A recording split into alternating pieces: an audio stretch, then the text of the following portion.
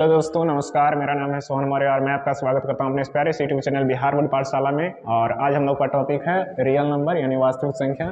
Class 10th का पहला अध्याय है ये वास्तविक संख्या, जिसमें जो महत्वपूर्ण प्रश्न बन सकते हैं उन्हीं प्रश्नों पर आज हम लोग बात करेंगे। जैसे कि आप अगर क्वेश्चन बैंक फॉलो करते हैं तो ऐसा प्रश्न देखते होंगे कि परिमेय संख्या पहचाने, अपरिमेय संख्या पहचाने, परिमेय संख्या कौन नहीं है, पी बाई क्यू के रूप में लिखना है, कौन शांत होगा कौन अशांत होगा, LCM, HCF, यूक्लिड का नियम। तो इन सभी टॉपिक्स पे बहुत ही आसानी तरीके से हम कोशिश करेंगे आपको समझाने की। तो आइए शुरू करते हैं और देखते हैं। जैसे कि आप पहला प्रश्न देख सकते हैं, निम्नलिखित में कौन सी संख्या परिमेय है। तो आपको परिमेय और अपरिमेय पहचानने में बहुत ही आसान होगा अगर जो आप पहले इसे समझ लेते हैं तो कि परिमेय संख्या किसे कहते हैं और अपरिमेय संख्या किसे कहते हैं। एक होता है परिमेय और एक होता है अपरिमेय। ये दोनों टॉपिक्स को अगर आप बढ़िया तरीके से समझते हैं तो बहुत ही आसान हो जाएगा फिर ये बनाना। तो आइए समझते हैं इसे कि परिमेय संख्या किसे कहते हैं। तो आप याद किए होंगे कि वैसी संख्या जैसे हम पी बाई क्यू के रूप में लिख सकते हैं उसे परिमेय संख्या कहते हैं, जहाँ पी और क्यू क्या है, पूर्णांक है तथा Q does not equal to 0। तो आपको ये सब फॉर्मूला याद नहीं करना है। अगर जो फॉर्मूला आप याद करेंगे तो आपको ये सब जो भी डिफिनेशन है, ये डिफिनेशन आपको याद नहीं करना है। अगर जो आप ऐसा डिफिनेशन याद करेंगे तो आपके बोर्ड एग्जाम में ये डिफिनेशन नहीं पूछेगा, आपसे ये ऐसा सवाल पूछेगा। तो इसके लिए हम सिर्फ दो बात बताते हैं, उसी बात को ध्यान रखना है कि परिमेय संख्या किसे कहेंगे, वैसी संख्या जिसका पूर्ण वर्ग बन जाए। वैसी संख्या जिसका पूर्ण वर्ग बन जाए। पूर्ण वर्ग का मतलब होता है वर्गमूल पूरा पूरा हो जाए, जिसका पूरा पूरा वर्गमूल हो जाए। जैसे में 4 है तो √4 का होता है कितना, 2। √9 है तो इसका वर्गमूल होता है 3। आप ऐसे याद किए होंगे कि 1 का स्क्वायर 1, 4 का स्क्वायर 16, 10 का स्क्वायर 100, 5 का स्क्वायर 25, इस प्रकार से। तो उसी को बोलते हैं पूर्ण वर्गमूल। जैसे में 4 का 2 का स्क्वायर करेंगे तो 4 आएगा, 3 का स्क्वायर करेंगे तो 9 आएगा। तो पहला बात क्या है कि संख्या क्या हो, उसका वर्गमूल निकल जाए पूरा पूरा। दूसरा बात रखना है याद कि जो भी संख्या हो उसे हम भिन्न के रूप में लिख सकते हैं। अगर जो भिन्न के रूप में लिख सकते हैं, भिन्न का मतलब आप ऐसे समझ सकते हैं बट्टा। भिन्न का मतलब होता है बट्टा, यानी जिसे हम बट्टा में लिख देंगे वो क्या हो जाएगा, परिमेय संख्या होगा। अब सिर्फ यही दो बात जो है आपको ध्यान रखना है कि जैसे हम वर्गमूल, जिसका पूरा पूरा वर्गमूल हो जाए और जिसे हम भिन्न के रूप में लिख सकते हैं उसे क्या कहते हैं, परिमेय संख्या। और जिसका पूरा पूरा वर्गमूल ना हो, जिसका पूरा पूरा वर्गमूल नहीं निकाल सकते हैं उसे क्या कहेंगे, अपरिमेय संख्या। बस ये यहीं पर क्या होता है आपका, अगर इसे समझ गए तो आप आसानी से बना सकते हैं। जैसे उदाहरण के लिए हम आपसे पूछते हैं क्या एक परिमेय संख्या होगा, तो आपका जवाब होगा यस सर। क्यों? क्योंकि इसके नीचे कुछ नहीं तो 1 रहता है, तो ये तो बट्टा के रूप में हो ही गया 1/1, यानी ये क्या है, परिमेय संख्या है।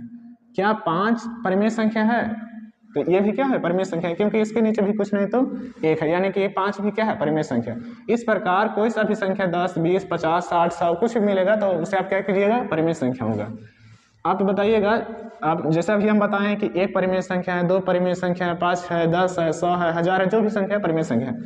अगर जब 0 आ गया तो 0 क्या होगा, 0 परिमेय संख्या होगा या अपरिमेय संख्या। तो 0 जो है इसके नीचे कुछ नहीं तो 1 है, क्योंकि इसका मान क्या होता है, 0 ही होता है, यानी कि 0 के नीचे भी कुछ नहीं तो 1 है, तो यानी कि ये क्या हो गया, बट्टा में हो गया, यानी कि। और अभी हम बताएं जो बट्टा में हो जाएगा वो हो जाएगा परिमेय संख्या, यानी कि 0 भी क्या है, परिमेय संख्या है। यहाँ पर आप जैसे याद किए होंगे डेफिनेशन, तो उसमें रहता है q does not equal to 0, यानी कि नीचे में अगर 0 आ जाता है, जैसे 1/0 हो गया, 2/0 हो गया, तो ये सब का मान जो है अपरिभाषित होता है, यानी कि इसका मान इनफिनाइट होता है, अनंत होता है। तो इसलिए यहाँ पर लिखा जाता है q does not equal to 0, यानी कि नीचे में जो है 0 का मान नहीं होना चाहिए, नीचे में 0 नहीं होना चाहिए। ऊपर में हो जाएगा तो उससे कोई दिक्कत नहीं, ऊपर में हो जाएगा तो हो जाएगा परिमेय संख्या। अब जैसे अपरिमेय किसे को कहते हैं, तो जिसका वर्गमूल नहीं निकल सकता। जैसे में हो गया √3 का वर्गमूल नहीं होता है। जैसे में हो गया √5, √21, √57, ये सब का वर्गमूल नहीं होता, तो ये सब क्या हो जाएगा, अपरिमेय संख्या। और एक और बात बता दें कि जैसे में अगर जो आपको एक परिमेय संख्या दिख रहा है, जैसे 2 हो गया, और उसके साथ कोई अपरिमेय संख्या आपको दिखे, जैसे में √3 हो गया, तो इसको क्या करना है, आपको अपरिमेय लगा देना है। क्या करना है, अपरिमेय लगाना है। जैसे आपको एक परिमेय संख्या दिखे और एक अपरिमेय संख्या दिखे तो आपको क्या करना है, अपरिमेय संख्या लगाना है। अब जैसे इन क्वेश्चन को देखते हैं कि निम्न में से कौन सी संख्या परिमेय है, तो परिमेय संख्या कौन होगा, हम बताएं क्या, उसका पूरा पूरा या तो वर्गमूल निकल जाए या तो बट्टा में हो जाए। जैसे हम पहला प्रश्न है, निम्नलिखित में कौन सी संख्या परिमेय है, तो √11 यानी 11 का वर्गमूल होता है, तो आप बोलिएगा नहीं सर 11 का वर्गमूल नहीं होता, यानी हमारा ये परिमेय संख्या नहीं है। दूसरा √2 का वही वर्गमूल नहीं होता, यानी कि ये भी नहीं होगा। √8 नहीं, √8 का भी वर्गमूल नहीं होता है। √100, हाँ तो √100 का वर्गमूल कितना होता है 10, यानी कि यही हमारा क्या हो जाएगा आंसर। और 10 को हम क्या लिख सकते हैं 10 यानी ई हो गया बट्टा के रूप में, यानी कि हमारा राइट आंसर क्या हो जाएगा ऑप्शन नंबर डी। दूसरा प्रश्न, निम्न में से कौन सी संख्या अपरिमेय है। तो अपरिमेय के लिए क्या है कि उसका पूरा पूरा वर्गमूल नहीं होना चाहिए, या तो परिमेय और अपरिमेय क्या हो मिला हुआ रहना चाहिए, तब क्या हो जाएगा अपरिमेय। जैसे आप देख सकते हैं निम्न में कौन सी संख्या परिमेय है, पहला ऑप्शन √16, √16 का वर्गमूल होता है 4, यानी कि हमारा ये ऑप्शन नहीं होगा। हमको क्या पहचाना है अपरिमेय पहचानना, यानी ये ऑप्शन हम चूज नहीं करेंगे। दूसरा √48/16, आप इसे काट भी सकते हैं, यानी कि √16, और √16 का मतलब होता है 4, यानी कि ये भी हमारा आंसर नहीं होगा। जिसका वर्गमूल नहीं हो उसे हमको चुनना है। जैसे में 16/64, ये भी कट जाएगा 1 में √4, और √4 का तो वर्गमूल होता है, यानी ये भी आंसर नहीं होगा। बच गया है ऑप्शन नंबर डी, यही होगा क्योंकि √30 का वर्गमूल नहीं होता है। तीसरा प्रश्न, निम्नलिखित में कौन सी संख्या परिमेय संख्या नहीं है।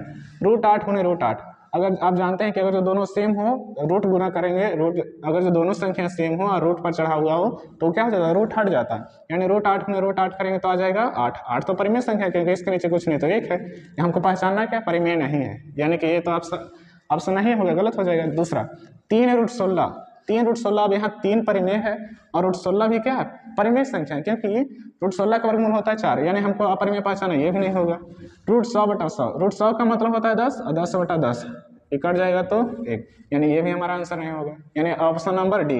आप इसे देख सकते हैं यहाँ √2 क्या है, √2 का वर्गमूल नहीं होता, यानी ये अपरिमेय है और ये परिमेय है। हम अभी आपको बताए हैं कि एक परिमेय एक अपरिमेय साथ में देखे तो उसको क्या करना है अपरिमेय टिक करना है, यानी हमारा हो जाएगा ऑप्शन नंबर डी सही। चौथा प्रश्न, 0.12 को py के रूप में लिखना है। तो 0.12 का py के रूप में लिखना है तो इसका हम आप लोग को बताते हैं कि कैसे ये होता है। बहुत ही आसान है 0.12 को py के रूप में लिखना। किसी भी संख्या का py के रूप में लिखना हो उसमें बहुत ही आसान फैक्टर है। जैसे में आप देख सकते हैं 0.12 अगर जो दोनों के ऊपर एक रिंग है, इसे ध्यान दीजिएगा, अगर जो दोनों के ऊपर एक रिंग है तो जितना संख्या के ऊपर एक रिंग रहेगा उतना ना उतारना है। 0.12 है तो हम सबसे पहले लिख देंगे 12 बटा में जितना संख्या है उतना, जितना संख्या के ऊपर एक रिंग है उतना ना उतारना, यानी यहाँ देखिए 2 पर भी है और 1 पर भी है, यानी कि 2 गुना उतारेंगे। हो गया, अब कटेगा तो काट देना है। जैसे 12/99 अब खोजिएगा ऑप्शन में तो ऑप्शन में नहीं है, यानी कि हमें क्या करना पड़ेगा उसको काटना पड़ेगा। इसे काट दीजिए, 33 × 99 और 4 × 12, 4/33, यानी हमारा कौन सा हो जाएगा right option, option number A. दूसरा प्रश्न, 0.13 को py के रूप में लिखें।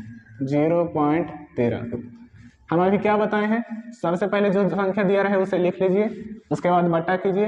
बट्टा में क्या लिखना है सर, तो बट्टा में वही लिखना है कि जितना संख्या के ऊपर एक रिंग है। जैसे में यहाँ देखिए तो 3 पर भी है और 1 पर भी है, तो यानी कि यहाँ पर जितना संख्या के ऊपर उतना 9, 2 संख्या के ऊपर है इसलिए 2 9, ये कटेगा तो नहीं, यानी हमारा राइट आंसर क्या हो जाएगा 13/99, ऑप्शन नंबर